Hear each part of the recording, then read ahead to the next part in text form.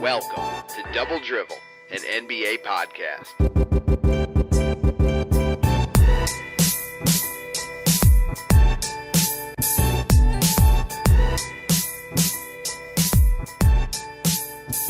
Hello and welcome to another episode of Double Drivel. We are a weekly podcast offering a fan's perspective on the news and issues surrounding the NBA. Thank you for joining us. My name is Greg, and I'm joined as always by my co-host JT. You can find us on Twitter at Double Dribblers or email us at doubledrivelpodcast@gmail.com. JT, what up, my friend? Not too much, Greg. Just waiting for this season to start. I think we're about 8 days away. We are 8 short days away. You getting excited? What are you most excited for? I can't wait to see a couple things. Mr. Triple-Double, Russell Westbrook, who you know I love. I want to see him all fired up with his big three. I want to see the Jazz dominate the league with their defense and score little to no points. And I can't wait to see how terrible the East actually is. Yeah, and I feel the same way about the Lakers. Now, are they going to be a giant disappointment? I just don't know. But I'm excited to have some actual news to talk about, maybe some basketball-related news. Although I love all this, other stuff, all the bullshit news and the injuries and the infighting that there is across the league. I love it. But we'll have some actual basketball news starting, just a little over a week away. Very exciting. Sounds good. But for now, we'll deal with the preseason nonsense.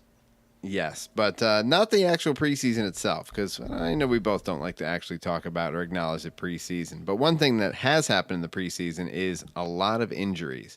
And one in particular is one that's going to hurt the Jazz, who already couldn't score any points. They're going to lose Dante Exum for the entire year. What happened to Mr. Exum? Oh, man. Dante Exum was leaped on by a dumb fucking player named TJ Warren who had no business being anywhere near this play. Dante went for a layup. The ball had already hit the backboard, and this guy comes leaping from, about 10 feet away, lands on Dante from behind. Dante falls, tries to brace himself with his arm, and separates his shoulder with ligament damage. Could miss the whole season. One overzealous guy taking out another guy for the whole year. It's stupid. There's why are you doing this? First of all, it's a stupid play. It had no positive outcome. I think the best case scenario is you're going to get called for a foul and a rebound, which is dumb. And then it's why are you playing this hard to the point where you're going to injure a guy for his entire season? The fact that Dante nearly missed all of last season with an ACL injury makes it more disheartening for Jazz fans because we've really been waiting for this guy to pay off. We paid a pretty high cost for him in the 2014 draft. He was picked number 5th. Yeah, I mean, that's a huge price to pay for a guy who really hasn't played a lot of games. I mean, like you said, he missed the entire last season, and that's not good. Not the entire last season, but almost. Yeah, just enough that, he hardly had a season. The guy's got nothing. And now he will not have a season this season, so that's sad. So TJ Warren, we're keeping an eye on you. And Seth Curry, another guy who got injured, he is on the Mavericks, and they need him to score some points because they are not very good either. And he's going to be out indefinitely, which is never a good amount of time to be out for anything. And Mr. Rajon Rondo, who is now on the Pelicans, he has a sports hernia. Now, I don't know what a sports hernia is. It must be different than a regular hernia, right? I mean, they wouldn't have a different name for it if it wasn't the same. I don't know. I never heard that phrase before, sports hernia, yes, but, who knows? Yeah, I don't know. And Nick Batum on the Hornets, going to be out 6 to 8 weeks with an elbow injury. That's exactly what the Hornets need also. Another guy who is a big scorer for them, not able to play. Things not shaping up for the Jazz or the Hornets too well. Just going to have to tell you, JT, it doesn't seem like things are going well. Yeah. Also, the Kings, not to be left out of the shit show, one of their great 2 rookies, Harry Giles, is going to be out through January. So that really hurts a team that was putting a lot of hope into their rookies. and they're not going to have one of them, like I said, half of the year, and that doesn't ever help anyone. We had fun at a Kings game once, didn't we, Greg? We did. We had a lot of fun. We saw the Kings and the Jazz, and I think we were the only two Jazz. Well, there were a couple of Jazz fans around, but certainly not more than 10. At the was it the Sleep Train Arena at the time, or was it whatever the place was before? I think it was Sleep Train. Yeah, they wouldn't let us bring our giant heads that we printed in because they're jerks. Yeah, but beautiful arena, friendly people. Yeah, very friendly. And the draft class that Dante Exum was a part of, you mentioned earlier, 2014, riddled with injuries. There's some guys, the top 5 picks have all had issues. Now, that's not good for a draft class to have that kind of issue. It's not good for the league to have a gap like that with a year of the top 5 players drafted to not even really be playing. What do you have to say about Mr. Exum and the amount of time that he's had on the floor? And I mean, some of the other guys on this list: Jabari Parker, Julius Randle. I mean, this is rough for this class. Yeah, this is a cursed class. Andrew Wiggins was selected first in this class, Greg. He has played without injury for the most part, but then you get down the list. Jabari Parker, number 2. Joel Embiid, number 3. Aaron Gordon was number 4. Dante was number 5. Marcus Smart was 6. And Julius Randle, 7. Okay.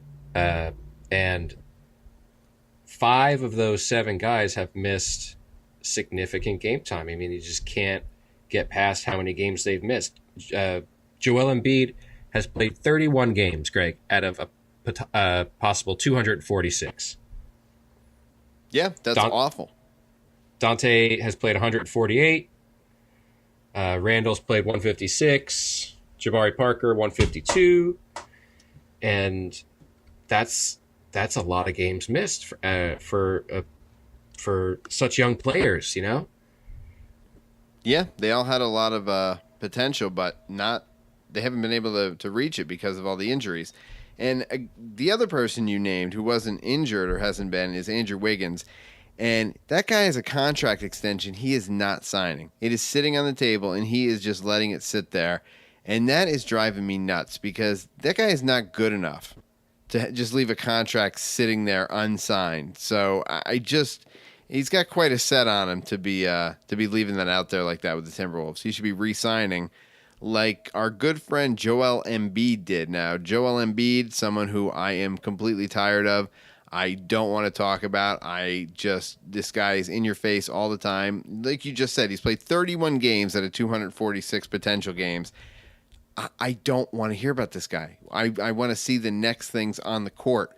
I want to see him play. I'm tired of the injuries. I'm tired of him being out. I'm seeing him on the street, all the Instagram videos. He's running around Philly. I'm done with it. I don't want any of it. But the people of Philadelphia aren't going to get away from him for at least another 5 years. And they just gave him $148 million. Would you give somebody as weak and delicate as Joel Embiid $148 million? Of course not. Listen, why the fuck are you giving this guy 140? You haven't seen him do. He hasn't done anything. Can he do anything? He's big. Like, I know his mouth.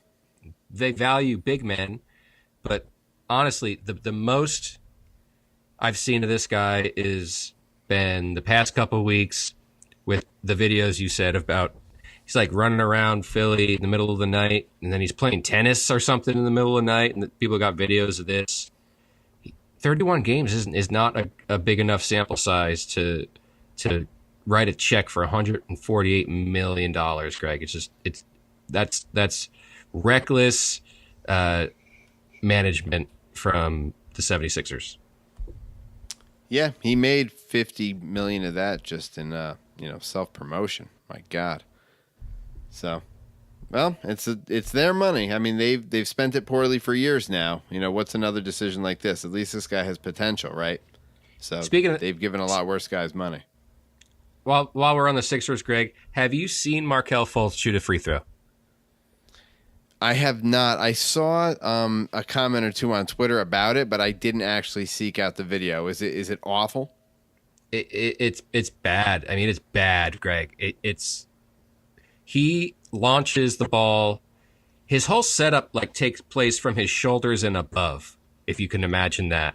So, at the beginning of the motion, he has the ball kind of by his neck, and then he just kind of shifts it to one side, and he leaves the guide hand up there, and he kind of like turns his hand and pushes. This is disgusting free throw shooting if you've ever seen it. It is sick. The bad sick too, not the good one.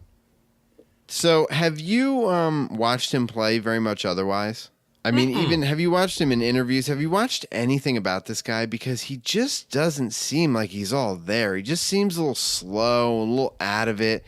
Like, I don't know how anyone meets with this guy and does interviews and does all the stuff that they do before they draft him and decide, oh, this guy. Yeah, he's this guy. He's going first and he's going big. Because I mean, we have rookies, Donovan Mitchell on the Jazz, the guy's playing his ass off. The guy's playing his ass off. He plays like a monster. If you had that guy in for a practice and you had McHale in for a practice, there's no way you're picking him. There's no way. Or you'd be crazy, or you just don't want to pick Mitchell because that's the kind of guy who is going to play hard for you and he's going to try. And folks, the guy, I mean, I want to call it he's a bust already. Because, like you said, the free throws are enough. It's just disgusting. Unacceptable. You're a high draft pick. You should be able to shoot a free throw. Have some respect for yourself. I don't feel good about the 76ers. I don't buy into that hype for a fucking second.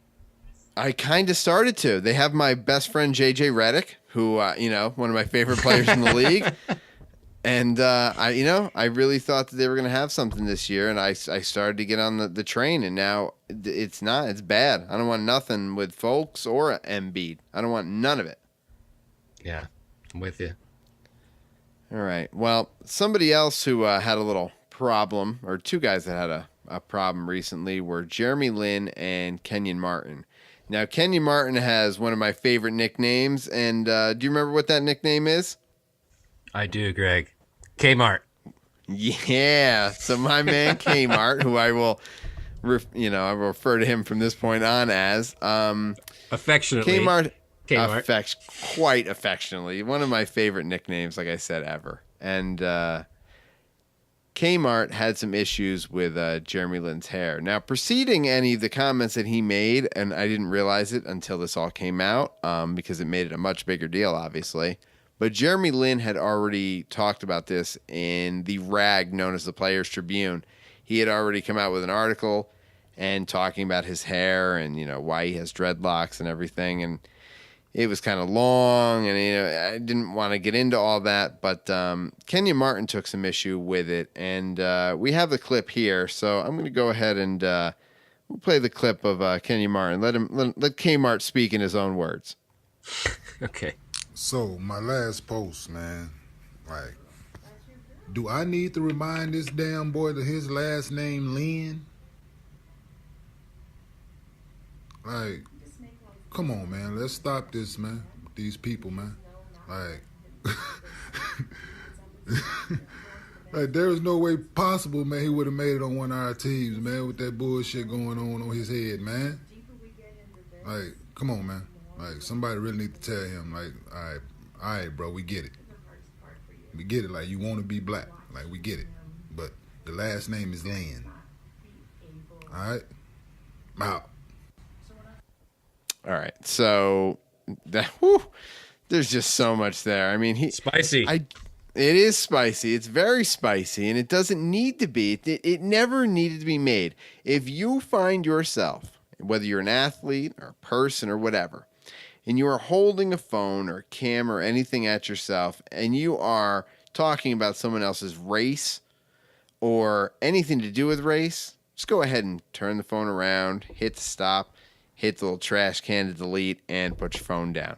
Because nothing good is going to come out of any race-based video. Is that a good, is that a good rule of thumb there, JT? That's a good rule of thumb, Greg. Do you think Kmart underestimated that, like, people still paid attention to him? I think that anyone would pick up on this video. Yeah, I think that he probably did, but people have such a thirst for problems like this and just controversy Yeah. Oh, this just hits all the notes that everybody loves. Like I said, there's race. There's two celebrities. Celebrities. And, going back and forth about a hairstyle, and, there's cultural appropriation, and there's all the big buzzwords that everybody loves right now coming together to make a great story. And Jeremy Lin actually shut down Kenyon Martin pretty hard, not in any sort of like negative way. It was very disarming the way that Jeremy Lin replied to Kenyon Martin. And he just said that he was a longtime fan, and he had his posters on his wall, and that he has Chinese lettering on his arms, and that there's sharing culture. And I thought that was a real good way to do it, because it makes Kenyon Martin a complete hypocrite. So there's nothing you're really going to do. And Kenyon Martin reacted just the way you would hope. And he, from what I understand, he reached out to Jeremy Lin, and they're the best of friends now, and all is well with the world. Isn't that great, JT? That's great. I'm glad. Everyone can return to Kmart. Yes, back to Kmart. He can go back to the big three, and he can continue to be the ex-NBA player that he was at one point. All right, we got a lot of great stories coming up. We got James Harden and Kevin McHale battling it out, and a bunch more after this.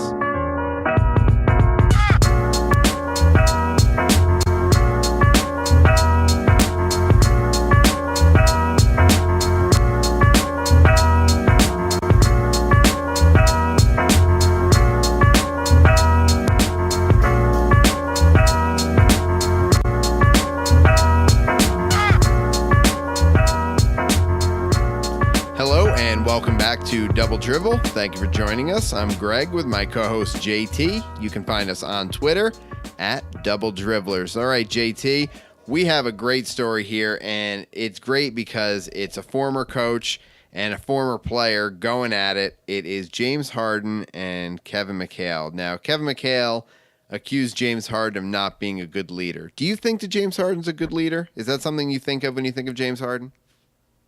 No, not at all. I would agree with Kevin McHale. I would say so. So Kevin McHale said that he was a great player, and he liked having him on his team, loved coaching him, but he was not a leader. And James Harden took some exception to this, and he called Kevin McHale a clown for questioning his leadership. So, I mean, if we're going to test these men, have their credentials, and let's see, Kevin McHale is a 3-time NBA champion, and James Harden is... I couldn't even find anything that James Harden has or is. The only thing that I noted was that James Harden has a beard. Now, that's I mean, he has a nice beard. It's very thick and very full. I mean, I guess you can count that as an achievement, but he's certainly not a 3-time NBA champion. So he has a lot of nerve, I would say, calling Kevin McHale a clown. What do you think? Yeah, not the best story, but I mean, it's fine. James Harden, he can play. He's got a good handle. He's often a MVP candidate. Kevin McHale, they just come from a different era. Like, how do you see these guys connecting? I don't ever see it being like... not at all. No. So, yeah, it's all good.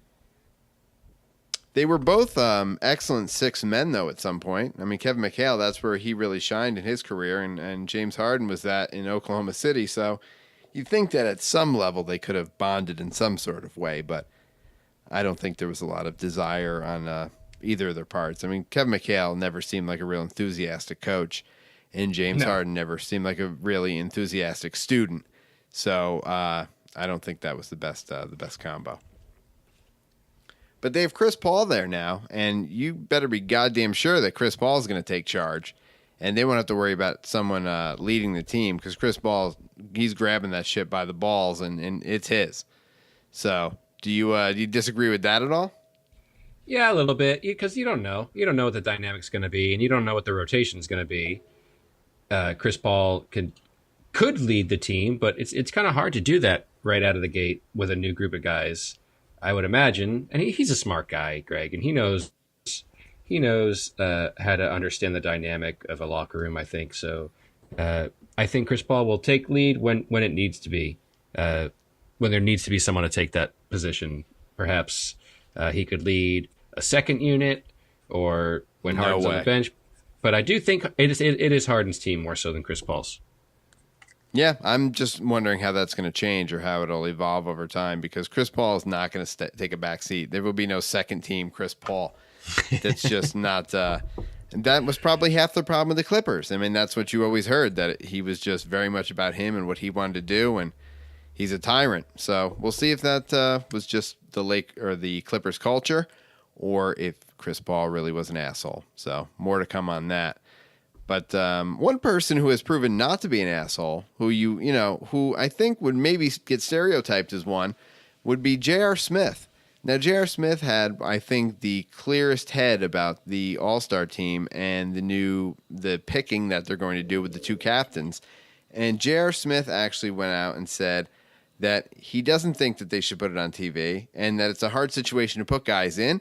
I don't think they're going to release who gets picked first, and I really don't think that kind of thing should go through. And I think that's really, really mature for J.R. Smith. What do you think? Coming from him, yeah, I do think it's a departure from the shirtless rhetoric we usually hear from Mr. Smith.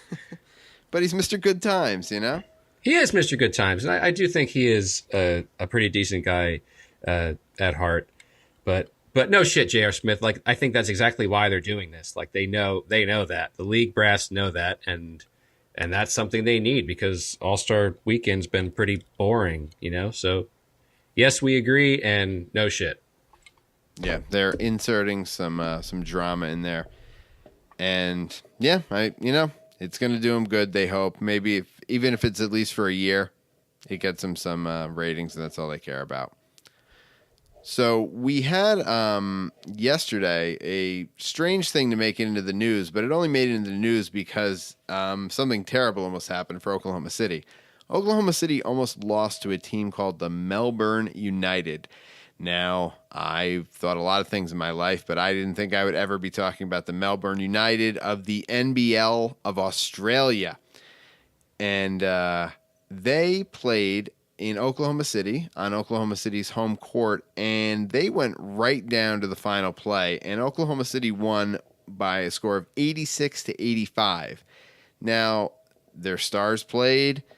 I'm sure didn't take this team seriously, so they weren't playing their A game. Who knows what the rotation was, but they still only won by 1 point. So do you think this is a bad sign for OKC? I don't want to put too much stock in it. I don't put any stock in preseason, but this is something, I don't know. It just feels like this is a team they probably should have beaten much worse than this. It's possible that they should have spanked them a little harder than they did. But again, it's preseason. It probably woke them up at least a little bit when they found themselves trailing in the fourth quarter. And but this is why they do preseason, just to kind of like get the ring rust off, just to make sure everyone's moving the way they should. I wouldn't give it too much thought. You don't want to rest on your laurels. These guys flew in from Australia. That's a hell of a flight. They came in ready to ball, too. So yeah, I mean, obviously a bigger game for the Australian team than the NBA team. It was one team's Super Bowl and one team's, nothing. Yeah, these guys probably went back to Australia, and the people were waiting at the airport for them. They had a parade or something. Oh, yeah, they were marching up and down the line that their league had arrived because they only lost by 1 point. A 1 point loss was the best thing that ever happened to their league. They were in a preseason game. In a preseason game, just an exhibition game that mattered dick. So that's great. But congratulations, Melbourne United. Congratulations, Melbourne. Yeah, congratulations. Hats off. There you go. And we had another little bit of Oklahoma City news, and this one involving Carmelo Anthony, and it was just a great quote out of him. And again, anytime a person is going to speak in the third person or refer to themselves in the third person or anything like that, we love that. And like JT just said, we're gonna talk about that at every opportunity we get. So this was the quote from Carmelo. "This is just me. This is Melo having fun again. This is Melo being motivated again. This is Melo having pieces around him who he can play off of and who they can play off of." And that's just an insane comment for someone to make about themselves. Do you feel that way? Melo, so hot right now, Greg. This guy, he is just filling our thin pre-NBA season roster out so nicely. Bless your heart, Melo. We can't wait to watch you fucking be a disaster, a hot mess in the making with this team. You're amazing. He's feeling himself with the hoodie, though, right? The whole hoodie. Now he's wearing a hoodie any chance he can. Wouldn't be surprised if he tries to like do to pull it off during a game. But yeah, Melo. Wow. No wonder New York hated you. Well, there you go. So, yeah, congratulations, Carmelo. Keep the positive attitude. Oklahoma City needs it. They'll need you to play at your best and most positive. So, keep up hoodie Melo if that's what keeps you happy. All right, we got predictions coming up after this.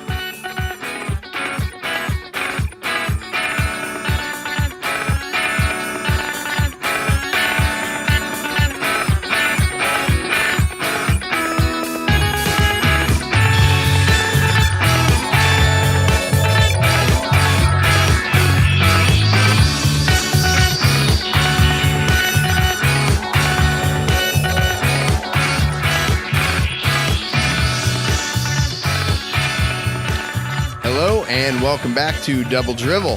Thank you for joining us. I'm Greg with my co-host JT. You can find us on Twitter at Double Dribblers. All right, it is time for predictions. All right, so our prediction topic today is going to be, who is going to be the MVP this year? JT, after you. I'm going to choose one of my favorite players, Greg. He is known as the Claw and sometimes known as the Kawhi Bot. Gentleman I love very much, Kawhi Leonard from the San Antonio Spurs. Wow. Yeah, not who I'm going to pick. I'm going to say that LeBron is going to go for it again this year. I don't think he's tried in the regular season the past couple of years to the degree that he did in his MVP years, but he might have something to prove this year. Had a big time teammate leave, had all sorts of things go down. I think he's really going to bring it this year, and I'm taking the easy bet. I think it's going to be our man LeBron. Yeah, really not putting yourself out there with that pick, Greg. No, I mean but I really think that's who it's going to be. If I had to pick somebody else a little more outside the box, I would say that it's going to be James Harden. I think he is going to go after it. I think that he won't have to have the point guard duties. I think it'll free him up to shoot a little more, and I think he could even have better scoring numbers than he did last year. I mean, he had an incredible season last year, but the Rockets are going to score like a bunch of bastards this year. So I think that maybe he has a chance. Because there isn't a big three, and as we know, without a third, it's easier to score when it's just a big two.